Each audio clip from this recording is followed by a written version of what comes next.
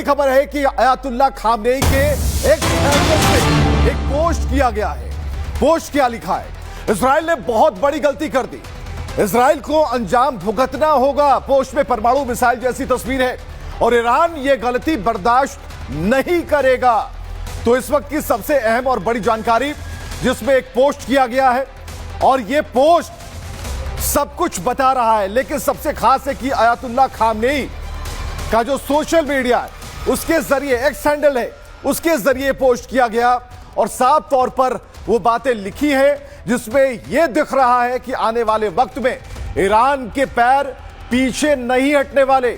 और ये उस बात का जवाब है जिसमें ट्रंप कहते हैं कि ईरान को सरेंडर करना होगा, लेकिन दूसरी तरफ यहां आप देखेंगे खामनेई के एक्स हैंडल से जो पोस्ट किया जाता है उससे सब कुछ साफ है, तस्वीरें साफ है।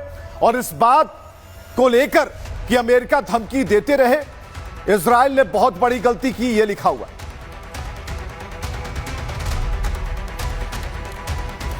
चलिए खबरों का मास्टर एंगल पकड़ने की कोशिश करते हैं, मास्टर स्ट्रोक लगाते हैं। एक ऐसा शो आप देखने जा रहे हैं जिसमें मिसाइल के हमले, एयर स्ट्राइक की आवाज बेहद कम होगी, लेकिन दुनिया में चल रहे महायुद्ध की वो कहानी होगी जिससे सीधा ताल्लुक आपका है। खाड़ी में युद्ध है तो तेल और प्राकृतिक गैस पर इसका असर जरूर होगा, हो भी रहा है, लेकिन वर्ल्ड डिप्लोमेसी और भारत पर इसका असर जानना बेहद जरूरी है।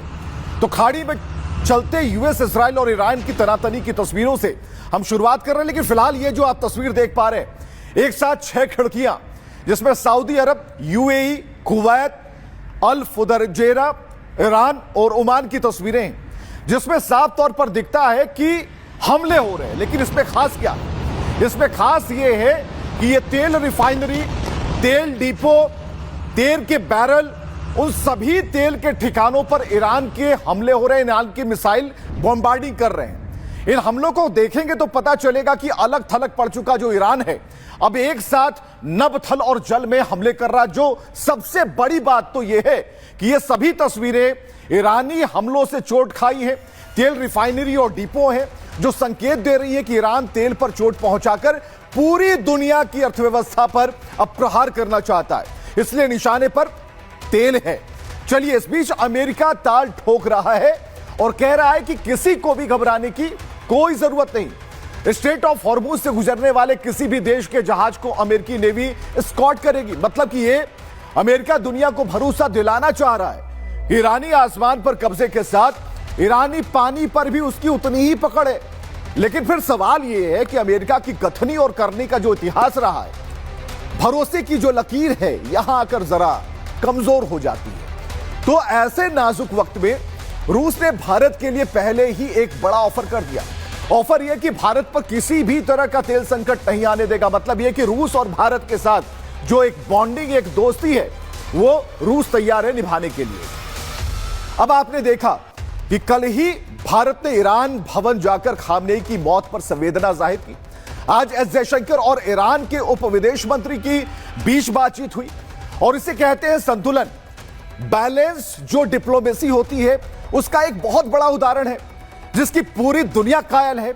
और ईरान भारत की जो दोस्ती है किस तरीके से एक दूसरे के साथ मजबूत होती जा रही है। तो कुल मिलाकर विश्व इस वक्त युद्ध के मुहाने पर है और सवाल है कि आखिर अब क्या हो रहा है, ये जरा देखिए। Yes, I do have. I had a brief meeting with Foreign Minister of India and a brief encounter with others.